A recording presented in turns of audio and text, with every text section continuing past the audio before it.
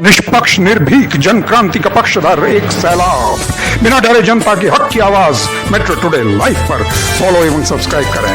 हम हैं आपकी असली आवाज, मेट्रो टुडे लाइव। नमस्कार, मैं हूं सुशील चक्रवर्ती और आप मेरे साथ देख रहे हैं आपका अपना बढ़ता हुआ चैनल मेट्रो टुडे लाइव। और हमारे साथ आज आए हुए हैं मंडल अध्यक्ष कांग्रेस के कल्याण जी, जयपुर से जुड़ते हैं सांगानेर से। कल्याण जी, आपका बहुत बहुत स्वागत है मेट्रो टुडे लाइव में। धन्यवाद सर, थैंक यू सर। कल्याण जी, दिल्ली का चुनाव हो गया, दिल्ली में बीजेपी को प्रचंड बहुमत मिल गया। 48 सीटें बीजेपी की आई, 22 सीटें आम आदमी पार्टी की आई। लेकिन आप इसमें देखिए, 0 आई है कांग्रेस की।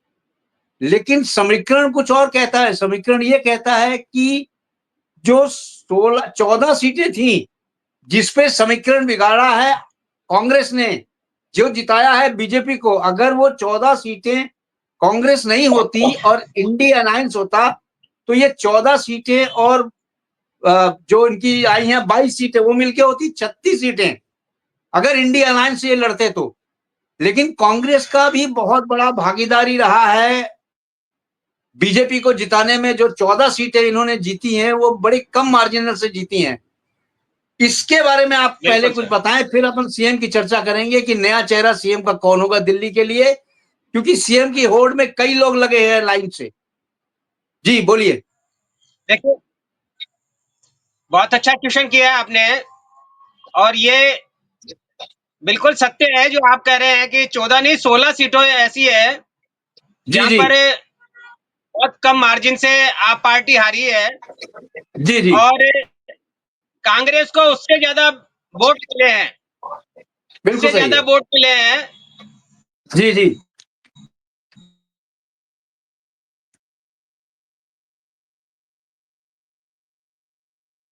कल्याण जी, आपकी आवाज नहीं आ रही। पहले बीजेपी ने,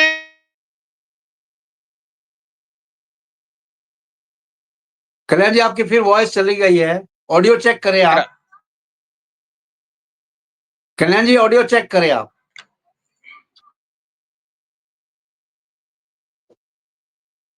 कल्याण जी, आपकी ऑडियो नहीं आ रही है, विजुअल ठीक है, ऑडियो थोड़ा आप चेक करें।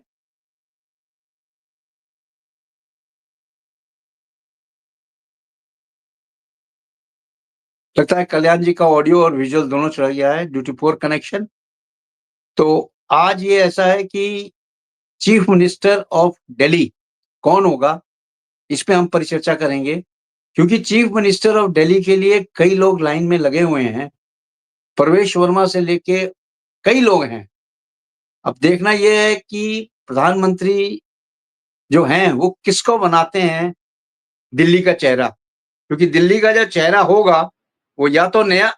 जी कल्याण जी, मैं ये कह रहा था कि देखिए, जब शीला दीक्षित की गवर्नमेंट थी, कांग्रेस की गवर्नमेंट थी, तो बीजेपी को कोई मौका नहीं मिल रहा था आगे बढ़ने के लिए।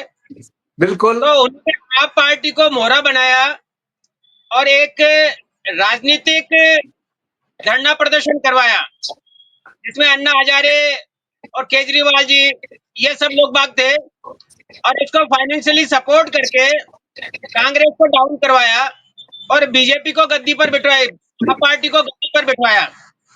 अब आप पार्टी बीजेपी पे भारी पड़ने लगी और धीरे धीरे करके उसने 2 बार में 67 सीटें और 62 सीटें जीत के बीजेपी को धत्ता बता दिया।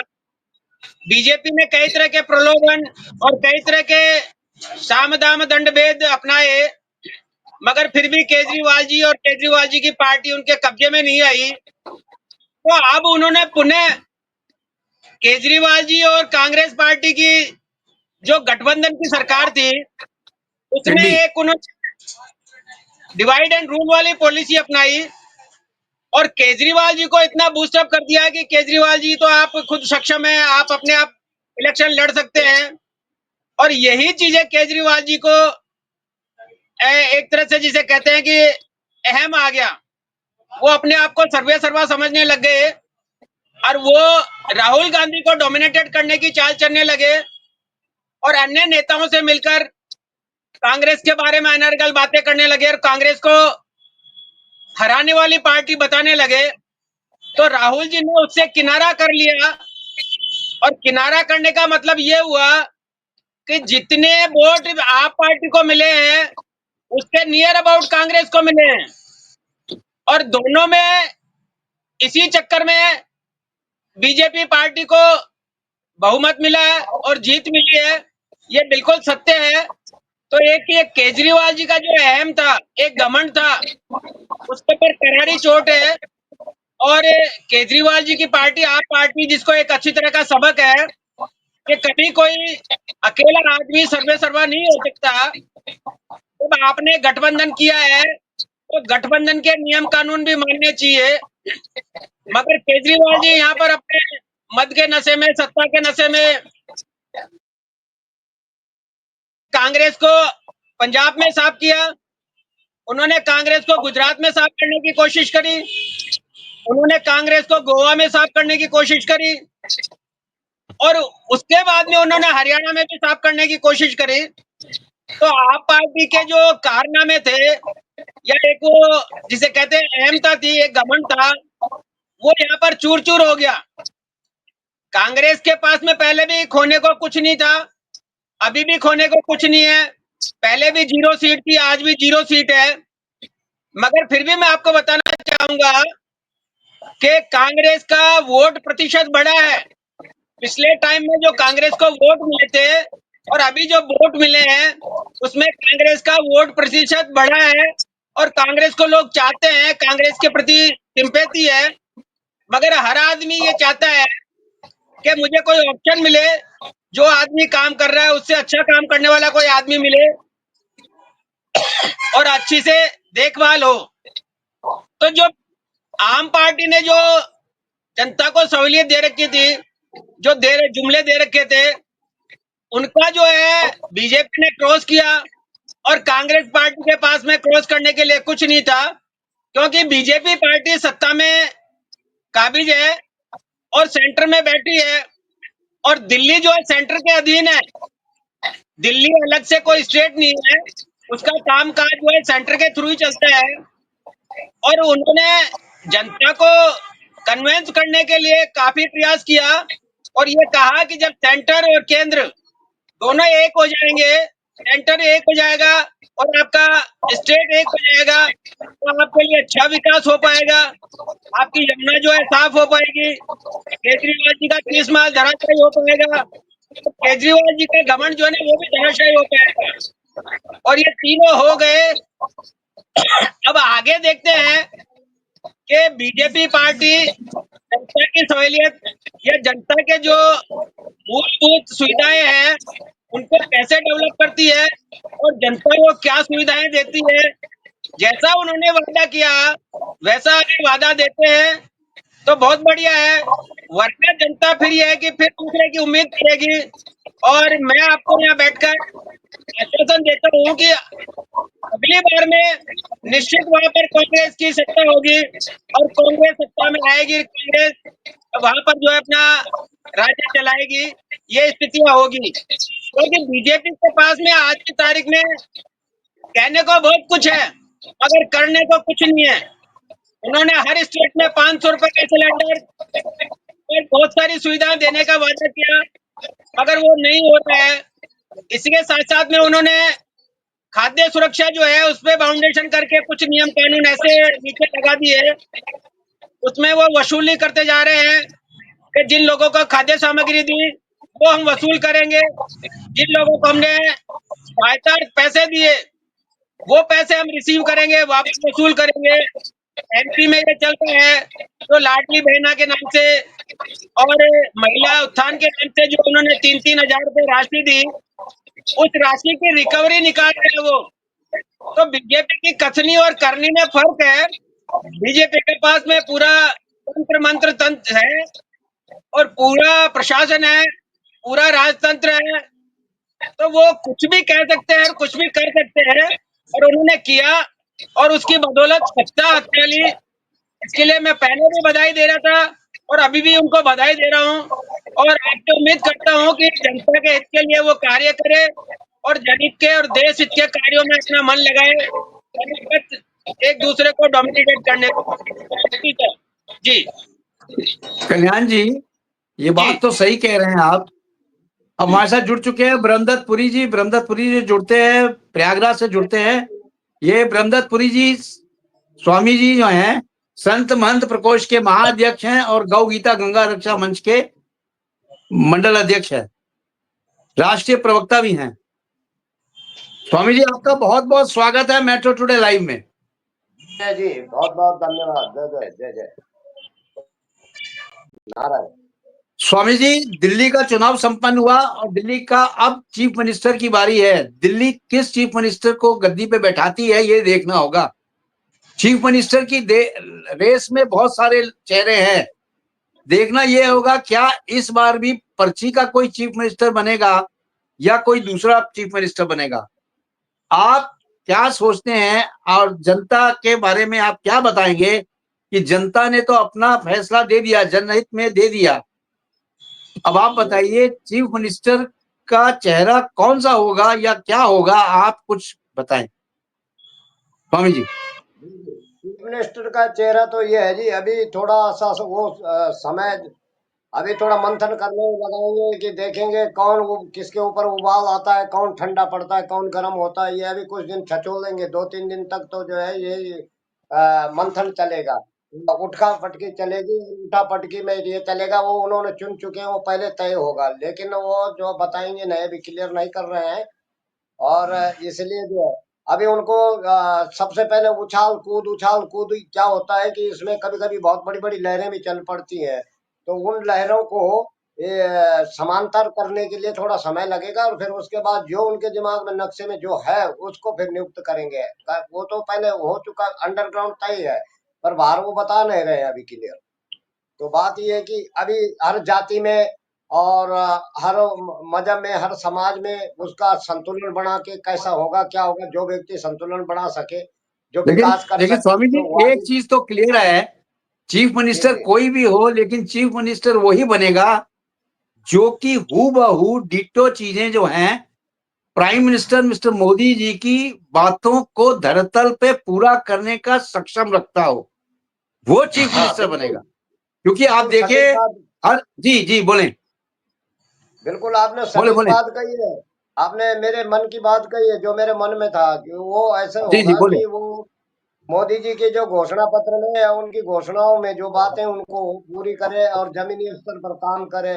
ऐसा नहीं कि पद की दौड़ में रहे, रिश्ते की दौड़ में रहे, तेरा मेरा की दौड़ में रहे, जाति ऊंच नीच की दौड़ में रहे। ऐसा आदमी को नहीं रखा जाएगा। रखा ऐसे आदमी को जाएगा जो समांतर भाव विधि विधि का होगा, और समांतर जी भाव विधि वाला ही देश की बागडोर, राज्य की और स्टेट की और राष्ट्र की डोर संभाल सकता है। तो इसलिए मैं भी यही सोच रहा हूँ कि ऐसा आदमी को न नियुक्त कर दें कि जो फिर वो जो है वहां जाति के आंकड़े और बात की इस तरह की वो बातें करने वाला व्यक्ति हो, लेकिन काम करने वाला हो। तो काम करने वाला जब होगा तो दिल्ली दिल्ली पर तभी उनका कब्जा बना रहेगा। इसीलिए हम कह रहे हैं कि अगर काम नहीं करोगे तो कब्जा छीन लेगी जनता, जिन्होंने उनको मैंडेट दिया है। और मैंडेट उनको जनता ने इसलिए दिया, अब की बार हमने ये बताया था कि अब की बार लोग परखना चाहते हैं बीजेपी को, क्योंकि केजरीवाल केजरीवाल को उन्होंने 10 साल का समय दे दिया था। कांग्रेस को तो अब बात ही नहीं करते हम। कांग्रेस की तो पहले उनको बहुत साल से समय समय था उनके पास। वो क्या करे क्या नहीं करे वो अलग बात है, लेकिन इनको अभी 10 साल का अभी जो है आजमाइश मौका दिया जा रहा है। 10 साल अगर ये सही काम करेंगे तो आगे भी फिर इनको जो है सपोर्ट मिलेगा अच्छा सा। तो इसलिए जो है बहुत जरूरी है अच्छा आदमी का दिल्ली में नियुक्त होना, मुख्यमंत्री बनना। क्योंकि वो जो रहे जो अभी जो विकास के मुद्दे हैं, सड़कों के हैं, शिक्षालय के हैं और औषधालय के हैं, वो क्या बोलते हैं चिकित्सालय के हैं।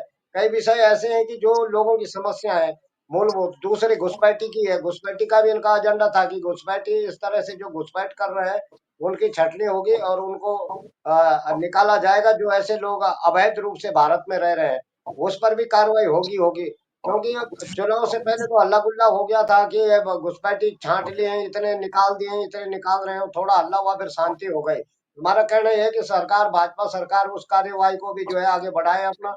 और दूसरा जो है वहां पर जो पानी के पीने के पानी की बड़ी दुर्दशा है, उन दुर्दशाओं को सुधारे। जो कॉलोनियां, जो झुग्गी झोपड़ी हैं, जो गरीब लोग हैं जिनको आज तक जो है कोई मौका अच्छा नहीं मिला, उनको उनकी और भी जो है सरकार ध्यान दे। अगर सरकार इन मुद्दों पर जो उन्होंने कहा वो करेगी, तो सरकार ये सोचे कि अगले आने वाले फिर 5 साल में भी उनकी सत्ता रहेगी। और अगर ये सोचे कि कब्जा हम कर लें और कब्जा करके बैठ जाए फिर कुछ न करें, तो ये तो उनकी बहुत बड़ी भूल होगी किसी भी व्यक्ति की। इसलिए बहुत जरूरी है कि जनता की ओर ध्यान दें, पब्लिक का ध्यान दें, राष्ट्र का ध्यान करें। और दिल्ली तो जो है एक हमारे भारत राष्ट्र की जो है एक मूल केंद्र है, और वहां अगर स्वच्छ नहीं है, वहां अगर शुद्ध नहीं है, वहां अगर व्यवस्था नहीं है, तो ये संदेश पूरे वर्ल्ड में जाता है वहां से। इसलिए वहां का जो है स्थिति और परिस्थिति का सुधार होना बड़ा आवश्यक है। तो सरकार ऐसा करे। खैर मोदी जी करेंगे ऐसा नहीं है, मोदी जी ने कहा है तो वो करेंगे भी। मोदी जी क्लास लेंगे। ये न सोचे कोई भी व्यक्ति ये खुशी न मनाए कि मैं सत्ता में आ गया, मुख्यमंत्री बन गया, पद मिल गया। लेकिन मेरे को ये लग रहा है आरएसएस का कोई व्यक्ति हो सकता है। जी जी ऐसा मेरा मानना है। जी जी। जी जी तो कल्याण जी, इसलिए जो है आपने जी जी जी बोले बोले स्वामी जी बोले आप। जी, इसलिए जो है जरूरी है कि मोदी जी का प्रयास पूरा ये है कि आरएसएस संघ के जो आरएसएस संघ में क्या होता है, संघ में ऐसा नहीं है, लोग समझ नहीं रखते हैं। लोग बोलते हैं कि संघ जो है आतंकवाद संगठन है, ये गलत बात है, दिग्भ्रमित कर रहे हैं। संघ जो है एक निखारने की धार है, संघ एक सांचा है, संघ एक ढांचा है। उस ढांचे पे जो है उसको सोने को जो है निखारा जाता है और फिर उसको हार बनाया जाता है। ऐसे निखरे हुए हार जो है देश और राष्ट्र के जो है बागडोर संभाल सकते हैं। मेरा कहना ये है कि जो आरएसएस के व्यक्ति होते हैं तो पात्र विशेष को निखार के भेजा जाता है, तो ऐसे निखरे लोगों को ही वहां की बागडोर दिल्ली की सौंपनी चाहिए। अगर कि कोई जी ऐसे लोगों के हाथ में चले गई जो केवल प्रॉपर्टी डीलर बनना चाहते हैं, पैसा कमाना चाहते हैं, बड़े बड़े फार्म लेना चाहते हैं, ऐसे लोगों को सरकार से निवेदन है कतई भी बिल्कुल उनको जो है सत्ता न सौंपे। ऐसे लोगों से बिल्कुल बचा के रखे। तो नहीं तो आगे जी आगे का पत्ता साफ रहेगा। ऐसे में अपने अगर अपने सत्ता को बचाना है तो उनको सही काम करने होंगे, सही व्यक्ति को रखना ठीक होगा। ये मेरा मानना है। जी ठीक है। जी ठीक है, जी आपका मैं दोबारा आता हूँ, कल्याण जी से पूछ लेते हैं। कल्याण जी, जी ये तो बात निश्चित है कि चीफ मिनिस्टर दिल्ली का वही बनेगा जो कि मोदी जी की जो मैनिफेस्टो है उसको धरातल पर हूबहू लेके आए और धरातल पे उसको इम्प्लीमेंट करे। क्योंकि मोदी जी की सोच के साथ जो चीफ मिनिस्टर चलेगा वही दिल्ली का चीफ मिनिस्टर बनेगा, ऐसा कुछ प्रतीत होता है। बिल्कुल सर। हालांकि ऐसा नहीं है कि जो पुराने हैं वही चीफ मिनिस्टर बन सकते हैं, हो सकता है कोई नया कार्यकर्ता भी चीफ मिनिस्टर दिल्ली का बन सकता है। क्योंकि बीजेपी एक ऐसी पार्टी है, ये सबको चांस देती है, सबका जी साथ सबका विकास का इनका जो नारा है इसको साथ लेके चलती है। आपका क्या सोच बताएं। देखिए, सबका जी साथ सबका विकास, ये तो एक नारा है और जुमला है, मगर जो स्वामी जी कह रहे हैं उसमें बहुत अब कुछ आप देखिए, सच्चाई है। आपको मैं यही रोकना चाहता हूं। सबका साथ सबका एक मिनट, आपको मैं यही रोकना चाहता हूं। एक नारा इन्होंने दिया था, नारा तो था बीजेपी के लिए, अगर बटोगे तो कटोगे। अब आप देखिए ये फिट कहां होता है, आम आदमी पार्टी और कांग्रेस में फिट होता है। अगर ये बटते नहीं तो कटते नहीं, और ये सत्ता आम आदमी पार्टी के हाथ में जाती। लेकिन आम आदमी पार्टी और कांग्रेस बट गए तो ये कट गए। देखिए, आप इससे तो सहमत होंगे। मैं इससे भी सहमत नहीं हूँ। ये नारा जी जो है दिया गया है, ये अपनी ही पार्टी के कैंडिडेटों को दिया गया है, बीजेपी वालों को ही दिया गया है। तो और इसीलिए ये चाहते अरे हैं कि साहब, सीएम बने। पार्टियों को तो दिया गया है, लेकिन आपने जो अभी देखा है कितने कम मार्जिन से बीजेपी जो आम आदमी पार्टी है वो हारी है। अगर इंडिया गठबंधन होता तो इनकी कई सीटें और आती आम आदमी पार्टी की। कांग्रेस तो काफी मजबूत दिखाई दे रही थी, फाइट तो वो कांग्रेस की हुई है। आप बिल्कुल सही सोच रहे हैं, मगर मेरी जी नजर में ये अपनी ही पार्टियों को डराने का जुमला है, नारा है कि बटोगे तो कटोगे। ये चाहते हैं कि हर स्टेट में इनका डमी कैंडिडेट बैठे, पर्ची कैंडिडेट बैठे। राजस्थान में इनका पर्ची कैंडिडेट है, एमपी में इनका पर्ची कैंडिडेट है, और यहाँ पर भी पर्ची कैंडिडेट बैठेगा। यहाँ पर इनको चाहिए जो इनकी बात में हाँ मिलाए और इनकी ना में ना मिलाए। आज पोजीशन ये है राजस्थान में कि राजस्थान में सरकार होते हुए भी हमारे भजन लाल जी कोई डिसीजन नहीं कर पाते। तो ऐसा जो डमी कैंडिडेट है, कठपुतली कैंडिडेट है, उसका होना नहीं होना बराबर है। आज अगर 5 दिन के लिए मोदी जी बाहर चले जाते हैं और जैसे कि अभी चले गए, आज चले गए, 15 तारीख को आएंगे, तो 15 तारीख तक को ये जो कितनी भी कठपुतलियां हैं ये कोई डिसाइड नहीं कर पाएगी। आके वही डिसाइड करेंगे। तो ये गुलामों वाली प्रवृत्ति है कि मैं बादशाह हूँ, बाकी तुम सब गुलाम हो। मैं जिसको बिठाऊंगा चुपचाप में साइन करना पड़ेगा, कोई विरोध नहीं करेगा, कोई स्टेटमेंट नहीं देगा। अब इनको सबको आश्वासन दे रखा है।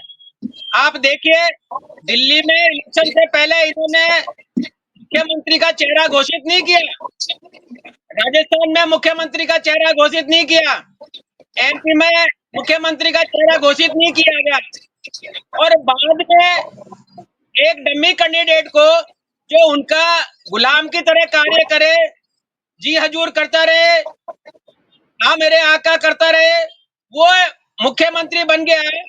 और वही मुख्यमंत्री दिल्ली में बनेगा, क्योंकि जो आदमी तर्क वितर्क करेगा और दिल्ली की भलाई चाहेगा, वो आदमी उनको नहीं चाहिए। उनको वो चाहते हैं कि जैसा मैं कहूं वैसा आदमी हो और आरएसएस का हो। स्वामी जी ने बहुत बड़ी बात कही है कि वो चाहते हैं कि सब जगह आरएसएस के निक्करदारी आदमी सेट हो जाए, ताकि देश को गुलाम बनाया जा सके, ताकि देश को अपने लठ के थ्रू चलाया जा सके। तो आरएसएस के लोग बाग है, वो सूर्य नमस्कार और लठ के अलावा कुछ नहीं जानते। उनको कुछ ज्ञान नहीं है, उनको सनातन का कोई ज्ञान नहीं है। उनको सूर्य नमस्कार करवा लो और लठ चलवा लो। उन्होंने कहीं कोई विपदा में, कोई आपदा में या देश हित में कोई काम नहीं किया है, और वो आगे भी नहीं करेंगे। और वो सिर्फ ये है कि धनाढ्य लोगों के गुलाम है, जो पैसा देगा वो राज करेगा। और यहाँ पर भी जो 5 मुख्यमंत्री के दावेदार है, जिनमें परवेश वर्मा है, जिन्होंने केजरीवाल को हराया है, इसके साथ साथ में मजिंदर सिंह जो है, एक सिरसा, मजिंदर सिरसा है, पंजाब के हैं, एक जी जी आशीष मसूद है, वो पंजाब के हैं, मनोज तिवारी है, बिहार का है, और एक सचदेवा है, वो वैश्य समाज से है। अब यहाँ पर बोलियां लगेगी, जो पार्टी को पैसा देगा वो सीएम बनेगा, वो यहाँ पर मुख्यमंत्री बनेगा। तो इनकी जो चाल और ढाल जो है कि मैं जो कहूं वो होगा, मेरे अलावा कोई कुछ नहीं करेगा, न कोई स्टेटमेंट देगा और न कहीं इधर से उधर होगा, और जो बटेगा वो कटेगा। इनका जो नारा है इन्हीं के आदमियों पर लागू होता है कि जो बटेगा वो कटेगा, जो विरोध करेगा वो कटेगा। आज वसुंधरा के थ्रू जो पर्ची खुलवाई और दूसरे जो भजन लाल जी को कल का आया हुआ आदमी, उसको आपने सीएम बना दिया। आज वसुंधरा चुप बैठी है, अगर वो बोलती है तो कटती है। ये नारा इन्हीं की पे सूट होता है। बाकी तो पार्टियां हारती जीतती है, कांग्रेस भी हारी है, आप भी हारी है, बीजेपी भी हारी है, और आगे भी कोई जीतेगा और कोई हारेगा, उससे फर्क नहीं पड़ता। जनता जो अच्छा काम करेगी उसको वोट देगी।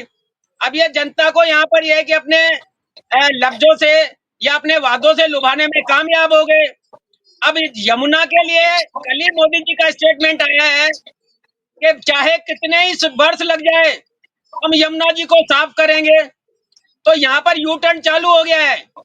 पहले जो अमित शाह जी का स्टेटमेंट और इनका जो मैनिफेस्टो है उसमें कहा है साहब कि हम 3 साल में यमुना को साफ करके साफ जल देंगे। और जी अब जी जो पलटना चालू हो गए हैं। अब कह रहे हैं कि चाहे कितने वर्ष लग जाए हम यमुना को साफ करेंगे। मतलब ये है कि आप हमारे को बार बार जिताते रहो यमुना के नाम पे और हम आपको बेवकूफ बनाते रहे। तो ये जुमलेबाजी जो है ये बहुत अच्छी तरह जानते हैं और बहुत अच्छी तरह करते हैं।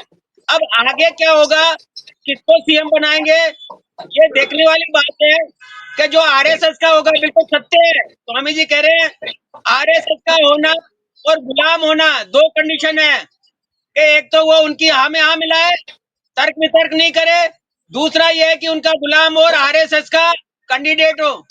ये दोनों चीजें जिसमें होगी वो सीएम बनेगा। O two sir. Kalyan Swami ji, कल्याण जी को जरा जवाब दे दीजिए। कल्याण जी ये बोल रहे हैं कि चीफ मिनिस्टर वही बनता है जो कि बीजेपी की झोली में पैसा डालता है। इनको जरा जवाब दीजिए कि जितने भी चीफ मिनिस्टर बनाए गए हैं, क्या सब लोगों ने पैसे दिए हैं क्या? देखिए ऐसा इनको है ये अंदर कल्याण की जी, खबर अगर है तो उसको स्पष्ट करें, जरा जी पूछिए इनसे। कल्याण जी की जी बताएं। कल्याण जी की कल्याण जी की जो कल्याण जी की जो थ्योरी है ना, कि चाहे वो पार्टी चाहे कितने में अच्छा काम करेगी तो भी वो उधर बात नहीं करेंगे, कुछ ना कुछ कट आउट करेंगे उसका। एक बात ये है, हम्म। जैसे उन्होंने कहा कि कच्छाधारी, कच्छाधारी का मतलब है कि आधा कटा अभी भारत पूरा नहीं बना है हमारा। ये और इन्होंने दूसरी भाषा संबोधन की, सूर्य नमस्कार। सूर्य नमस्कार माने हम धर्म के साथ हैं, और कच्चा का मतलब हमारा राष्ट्र, हम राष्ट्र के साथ भी है। दो बात। तीसरी इन्होंने ये कहा है कि संघ वाले जो ये करते हैं, कि संघ वाले कभी कुछ नहीं करते, हमेशा जब कोई आपदा आती है तो संघ वाले ही दिखते हैं। कहीं पर भी इस प्रकार की जो है कोई घटना होती है तो संघ वालों को सिखाया जाता है कि देश की आपदा और देश की परेशानी के साथ कैसे खड़े रहोगे। वो शिक्षित लोग होते हैं, इसलिए उनको जी जी। नियुक्त करना बड़ा बड़ा अनिवार्य है। और ऐसे पात्र होते हैं, उन पात्रों को ये है कि वो निष्पक्ष रहते हैं और सच्चाई से काम करते हैं। ईमानदार लोगों की बात है, ईमानदार व्यक्ति की तरह जो है काम करे, तो ईमानदारी तो अब ढूंढ के नहीं मिलती। कोई कहीं रिश्ता जोड़ता है, कोई कहीं कुछ ना कुछ नाता जोड़ता है, तो इस तरह से ऐसी बातों से बच के रहना बड़ा जरूरी है। तो सुपात्र की जरूरत है। तो वहां पर जो पात्र निकले होते हैं तो ये संगठन की निगाह में रहते हैं सब। अब रही बात इनकी जो ये कह रहे हैं कि जुमला है, ये ऐसी बातें, ऐसा नहीं है। वो जो है सब एक सलाह के साथ चलेंगे। और इन्होंने एक इशारा और ये किया है मोदी जी के लिए, कि ये मतलब जो है ये दमंगता है या किसी प्रकार की है कि जो हमारा शासन जो हम कहें वैसा करें, ऐसा नहीं है। उनका कहने का मतलब ये है कि जो हमारे वो देश के मुखिया हैं, अगर देश के मुखिया अगर वो ऐसे नहीं बनाए लोगों ने, उनके नेतृत्व में सब चुनाव लड़े जा रहे हैं, जितने राज्यों में चुनाव हार रहे हैं अन्य लोग, ये मोदी जी के बिल्कुल जवाब पर, बिल्कुल। मोदी जी की जमान पर जीत रहे हैं। और मोदी जी का कहना सब मानते हैं, और मोदी जी ही इसलिए उनको सब सौंपते हैं। तो पहले सबकी बैठक होती है, विचार होता है, चर्चाएं होती हैं, उसके बाद जो है तब नियुक्त होता है मुख्यमंत्री। ऐसा है ना कि जैसे कांग्रेस में जो है जुत्तम पत्र हो जाता है मुख्यमंत्री के लिए, लड़ने लग जाते हैं वहां। तो वो तो आपस में लड़ और पड़ते हैं देखिए सब लोग। स्वामी जी मैं आपको यहाँ रोकूंगा। और देखिए मोदी की गारंटी, ये शब्द बहुत इंप्रेसिव है और हर जगह मोदी की गारंटी चलती है। मोदी की गारंटी से ही मोदी जी बीजेपी को आगे लेके जा रहे हैं। और ये बहुत अच्छी चीज है कि मोदी की गारंटी पे ही देशवासी उनको वोट देते हैं। इस जी तरह नहीं बोले। करते मोदी जी, केजरीवाल की तरह नहीं करते कि आतिशी को हराने की कोशिश की गई थी कि ये आतिशी हार जाए किसी भी तरह, बिल्कुल और मैं बिल्कुल सत्ता बिल्कुल। में बैठूं, ताकि आगे कोई मुख्यमंत्री के लिए पात्र नहीं था योग्य। तो वो ये ऐसी स्कीम अंडरग्राउंड की इन्होंने कि पर आतिशी जीत ही गई और केजरीवाल हार गए। तो ऐसे वो दुर्भावनाएं रहती है तो आदमी अपने आप गिर जाता है अपनी दुर्भावनाओं के कारण। अगर सद्भावना होती केजरीवाल की तो केजरीवाल ना हारता। ये हमारा कहने जी का मतलब है, उनको उनको ऐसी जरूरत नहीं थी, लेकिन वो छल छिद्र करने की आदत पुरानी है, वो आदत फिर भी नहीं छोड़ी। और वो आदत के कारण जो है आज इनको लोगों ने पटकड़ी दे दी है। वहां दिल्ली की जनता सुन रही थी, और डिबेट में जो बात होती थी, आप समझ रहे होंगे कि ये हमारी जो चैनल की डिबेट होती है, इसमें बड़ी समझदारी की बातें होती हैं। इसमें कंपटीशन की बात नहीं होती। यहाँ तो केवल सच्चाई की बात होती है, जो बात होने वाली है भविष्य, भूतो न भविष्य थी। इसलिए जो है ये भूत और भविष्य की वर्तमान में जो हम कह रहे हैं, कह क्या रहे हैं, इस पर अमल करने के बाद ये लागू होती है हर बातें। तो ये वो चैनल है जो वर्तमान की बातें करता है, और भविष्य अपने आप तय होता है। और चैनल तो जो है बकवास करते हैं, हल्ला गुल्ला मचाते हैं, वो हल्ला और चिल्लाना वो तो कोई ऐसा नहीं है। लेकिन सटीक बात अगर वहां जाती है केंद्र में, वो बात वो लोग उस पर मंथन करते हैं। वो समझते हैं कि इस व्यक्ति, ये जो चैनल ये बता रहा है, तो ये चैनल का कोई मंथन है, सही मंथन है, कुछ निकला होगा। तो ऐसा है। एक बात है कि राग द्वेष की बातें करना, हमेशा पार्टी के खिलाफ ही बात करना, वो भी अच्छा नहीं लगता। जहां जायज है, जायज बातें करो। जायज बातें कभी धोखा नहीं देती। जो जायज बातें रहेगी वो आने वाले समय में वो उनका जो है आपके सामने प्रस्तुत हो जाती हैं। तो इस प्रकार की हम बातें करें, कि जो हमारा राष्ट्र हित का हो, राष्ट्र चिंतन का हो, और देश हमारा प्रगति कैसे करे, हमारी इकोनॉमी जो है तीसरे नंबर पे कितना जल्दी आए। ऐसे लोग, जब अच्छे लोग नियुक्त होंगे तभी तो वहाँ इकोनॉमी बढ़ेगी देश की। अब इन्होंने कहा कि रही बात की ये रईसों के गुलाम है, कि रईसों के गुलाम है, ऐसा नहीं है।